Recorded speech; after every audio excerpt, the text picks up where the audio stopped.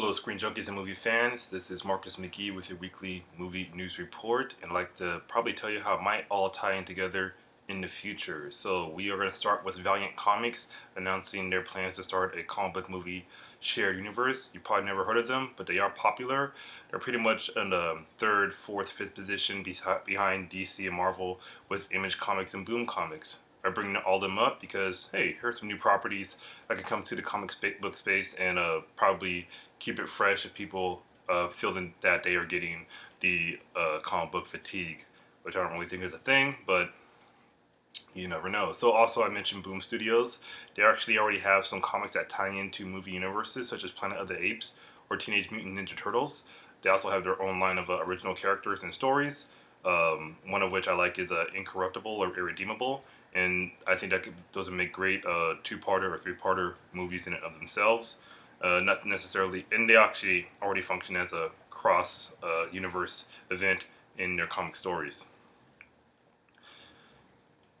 So before I get on the Image, let's talk about Milestone Comics because they were an independent comic book publisher in the late '90s and early 2000s until they were bought up by DC. They have popular characters such as Static, who had his own TV show Static Shock in the early 2000s, and so these characters operated in their own universe until DC bought them and folded them into the DC universe. So I actually think DC has an opportunity here to create a separate microverse with just these characters. And, you know, the characters were originally meant to be more representative of people around the world with superheroes of or superheroes of color. Is that what you say? So if DC's current extended universe is not really working out for them, they have an opportunity here to jump away for a couple of years, do these properties as one shared universe, and hopefully do them better, and then maybe come back into the Justice League realm. And like I said about Image, we all know about the Spawn comic movie in 1998, I believe. Didn't work out that well. That being said, who says they can't reboot it? Reboots are a thing. It's been almost 20 years since then, so they actually have a good opportunity here to jump back into the comic book movie space. Todd McFarlane has talked about having a script ready for the new Spawn movie. It didn't sound that interesting, but that being said, at least he's trying. They also have Savage Dragon, which was a popular kids TV show in the mid 90s, and so that's actually a pretty popular series, still going on right now from its original run. Still only one volume. All right, I'm going to go off the rails a little bit here, but I'm going to tie it all together at the end. So this issue of whitewashing has been brought up in Hollywood a lot, especially the past couple of years with Hollywood So White and these seemingly bad castings of Asian characters by white people. The latest example being Ghost in the Shell, which premiered as teaser trailers during the Mr. Robot season finale this past Monday. And, well, I actually have a solution for all of this. Before I get to the solution, another example of this would be Tilda Swinton cast as the Ancient One in the upcoming Doctor Strange movie coming up here in a month. And whether that's a good decision or not, or even if it is a good decision, people still complain about these issues. So my solution for Hollywood is actually to look at different types of properties, but in the same space. Here's what I mean. So first of all, we know Hollywood is trying to get this video game movie madness going, and so far, still not working out. The experiment has not really produced results. I guess you could say Warcraft did produce results this past summer in China, but not in the North American market, which is still accounts for a lot of their financial profits in this space. So yes, I guess 50-50 on this one, but you know, based on past history, we're still not getting there. Mortal Kombat, people actually do like this movie, as do I, but you know, they still got to work harder to actually get these properties right to make franchises out of them. We know that they are trying to do this with Assassin's Creed, starring Michael Fassbender, this upcoming December. Whether they are successful, still to find out. But I think actually Hollywood's barking up the wrong tree here, because I'm not saying video games can't be adapted into good movies, but they're basically already movies in and of themselves. The lores are complicated, and well, anyways, Hollywood hasn't cracked that code yet. However, they have already cracked one code, and it is the comic book movie space. Or sorry, the comic book movie. Or yes, comic book movie. All right. Here's the thing: it doesn't have to be all superheroes. So with that idea of comic book movie fatigue, let's look at different types of comics, and then also what they can that already have a diverse cast set. So yeah, you're thinking maybe something like Dragon Ball Z or Dragon Ball, which came out what 8 years ago and was not successful and was not good. This is actually another case of whitewashing here. However, I would actually defend the casting in this. Not so much that the casting was good, but whether they cast a Asian character or a white Asian actor, a white actor, even a black actor, it wouldn't really matter because the main character is an alien, and who determines what the alien looks like. So that actually wasn't that big of a deal. However, we have been hearing about Akira, which was originally a very long manga and a popular anime movie that still holds up today. And this does take place in Tokyo, like Ghost in the Shell, and or like in Japan, like Ghost in the Shell, and also has a predominantly Asian cast, and it was rumored that this would have been a predominantly white cast and set in New York. So people weren't up in arms about that. However, it has yet to be made or even greenlit as far as we know. So yes, you might be thinking, okay, we already attacked the Japanese comic book space or manga, if you will. However, I don't really think so. There are a lot of properties to be mined, and like I said, a lot of properties that already have diversity set within the cast, and in some cases are part of the story. So I'm just going to run through a whole bunch of properties for you here and explain to you why they would work. So first there's Attack on Titan. It's already a really popular anime, a really popular manga, and there's actually already been 2 Japanese movies based on this property produced in Japan. That being said, the cast is predominantly Western, and the reason why this is overtly made clear is because it is stated that there's only one Asian person in the in the world, or in this world at least, and she's one of the main characters, and she's a badass. So, there's no excuse. There actually be excuse here to cast a non-Asian cast of characters. Yeah, Berserk. This takes place in a seemingly medieval fantasy world. Once again, most of the characters have Western names, Western looks, and even though it doesn't seem to take place in any realistic world because of the monsters running around, there are different cultures out there as well that the characters interact with, even some that are analogous to Middle Eastern cultures. So, yeah, I mean, that's a fine line to tread, but maybe go more Egyptian, which is possible based on the character designs. All right, there's Devilman. I bring this up as a personal favorite. The cast is predominantly Japanese, and it does take place predominantly in Japan. That being said, aside from the 3 main characters, one of them being an antagonist who's not really Japanese in it of himself, there's just monsters in this movie. So yeah, the monsters have personalities and talk and all this kind of stuff. So you can just cast, motion capture people in rubber suits or CGI, if you will, to fill out those main character slots. There is Gantz, and what originally seems to be taking place just in Tokyo is actually a world conflict of aliens invading Earth and then fighting humans, seemingly in a simulated reality, or whatever happens. It's complicated. That being said, there are teams around the world in Japan, Italy, France, America, South America. It's a continent, not it's one place. So yeah, once again, diversity is built into the cast already. You have Hokuto no Ken, or Fist of the North Star, as it's known in the West here, and post-apocalyptic, seemingly multiracial cast members. You're not really quite sure what they are. Even family lineages look different, and a lot of the antagonists or supporting characters are multi-ethnic or multiracial. So once again, taking place in a world where ethnicity is not as big as a deal because everybody's dying because the world sucks. Is probably a good idea to go for this, even though it's quite bloody and gory, so probably more adult orientated. And then you have JoJo's Bizarre Adventure. Interesting thing about this manga slash anime is that every volume or every season, I guess if you will, of the story takes place with a different lineage of the same family line, fighting the same demonic vampire immortal god guy. The story actually doesn't really have anything to do with Japan. Like the main setting is originally Italy, and then it's in America, and then they just go around the world from there. There are characters from South America. There are characters from Asia. So once again, diversity is already built into the cast. And then you have Ninja Scroll. Now here we do have a Japanese-based setting.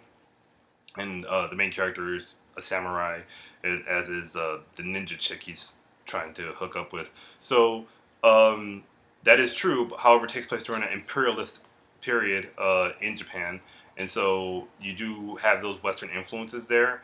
And the main bad guy himself is Japanese, but doesn't really act like it. And there's a lot of monster, demon type people rolling around, and you cast that however you want to, and it wouldn't really make much difference to the story. All right, so these are mainly adult or teenage orientated features. Hollywood's warming up to the idea of R-rated properties, but these are probably PG-13 if anything. That being said, uh, there are properties that could be more family fun orientated. So if you look at something like Pacific Rim, coming out 2 years ago, it made its money back for the most part, but basically giant robots, giant monsters. Let's get this done. Power Rangers is making that happen. If you don't know, Power Rangers was originally based on a series of Japanese shows called Tokusatsu or Super Sentai, which basically means giant robots fighting. And the funny thing about that idea is that they were trying to do their own interpretation of what they thought superheroes were. So, cut to late 80s, early 90s, Saban comes out and he takes these Japanese shows, recuts them, and makes his own new show called the Power Rangers, and that's how we get that property. So this is being redone soon, next year, although we haven't really seen a trailer yet. That being said, we do know we have seen the cast on interviews or in movie posters, and yeah, it's diverse cast, great. And they even seem to fix the problem with the black guy being the Black Ranger and the Asian girl being the Yellow Ranger. So I mean, I think Hollywood's kind of learning some stuff here. So giant monsters, giant robots, let's do this, no doubt. So there is Gatchaman, it's a story about five kids that fight giant monsters and giant robots. Now we know it in the West as Battle of the Planets, and the same thing happened here. The Battle of the Planets creators took the original Gatchaman Japanese anime, recut it, gave it a different story or spin on the story, and then dubbed it in English and released it here. The characters are globetrotting. They represent different, not so much ethnicities, but cultures. So you can also recast that to fit that narrative. All right, let's get into some kids properties. And so you have the Pokemon Detective Pokemon Pikachu Pokemon movie coming out, based on the popularity of Pokemon Go. We'll see how that does, but the main idea here is like, why not more Pokemon properties? Because they're just monsters, so who cares what they look like? Cuddly monsters, but still. All right, good. There's like this idea of top three manga in Japan, and for a while there, they were Bleach, Naruto, and One Piece. So let's talk about those right quick. Bleach, you have, and this is a kids anime or manga, mind you, not specifically kids, but like kids and teen. You have a diverse set of characters. You got a wolf guy, you got a cat girl, you have the blind samurai. And while it does take place in a Japanese type setting in the real world, in the afterlife, they don't care about any of that stuff. You have characters speaking Spanish, like whole arcs of characters speaking Spanish for whatever reason. One of the main characters is biracial. And so in this story, based on the cast of characters, both antagonists and protagonists, there's a diverse set of people already built into the cast, very diverse. Naruto itself, seemingly Asian, specifically Japanese, based on the ninja mythos. However, that being said, in different villages in different parts of the world, there are different types of people. They have the sand people, okay? They have the cloud people who are black for some reason, and then they have other types of characters around the world that represent different types of cultures, even though they use ninjutsu. So that's just the world that these people live in. And finally, for these kids type of properties, you have One Piece, which does tackle some heavy themes, but they remove those basically in anime anyways. The main cast of characters are very diverse. They literally travel the world in a pirate ship, and they meet people from around the world of different cultures. And so, once again, it's not a Japanese-based property. It's a world of pirates, and so you can cast that any way you want to. So the idea here is that we have other independent comic book publishers creating their own comic book movie space. Great.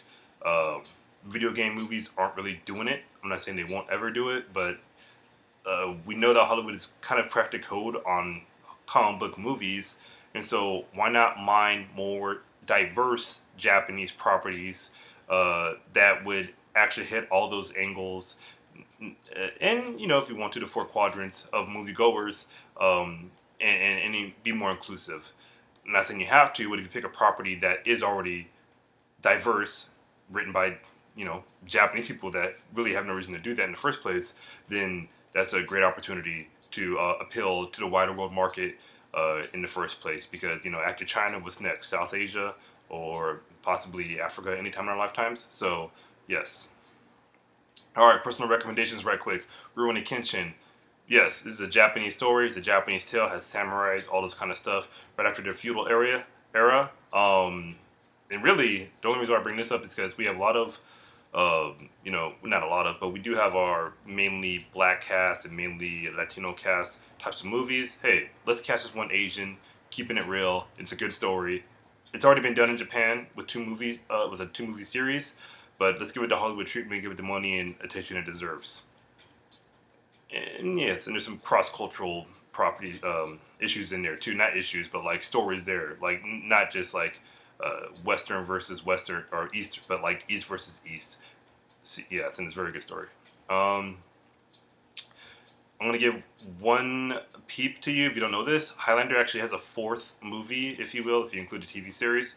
All right, so yeah, we all love Highlander. The Quickening, we won't talk about it. And then the TV series, we won't talk about it. And then that 2.5 movie or whatever it was. But the Highlander anime movie is also actually very good. It stays very true to the original source material. And here we go. We have an idea of Western property being adapted into a Japanese style of art, and it being done very well. In the idea of diversity or types of characters doesn't matter. It's just a good story, and it's done very well. And they stay true to the source material in terms of like, where these characters come from and what their motivations are. All right, finally, I would love to see this movie adapted by Hollywood, or sorry, this manga adapted into a movie by Hollywood. It's called Uzumaki or Spiral. It takes place in Japan, but it doesn't matter. It can take place anywhere, literally. You can recast this however you want to. Just do the story. It's pretty much in the same way as Rings or The Grudge. And it's horror.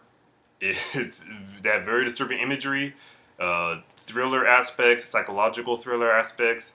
The story is it's not short, but it's concise. It's to the point.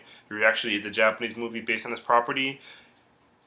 It's not good. The first third is very well done, very much in the same vein as the manga, and then the rest of the story just kind of falls off the rails in a Japanese movie.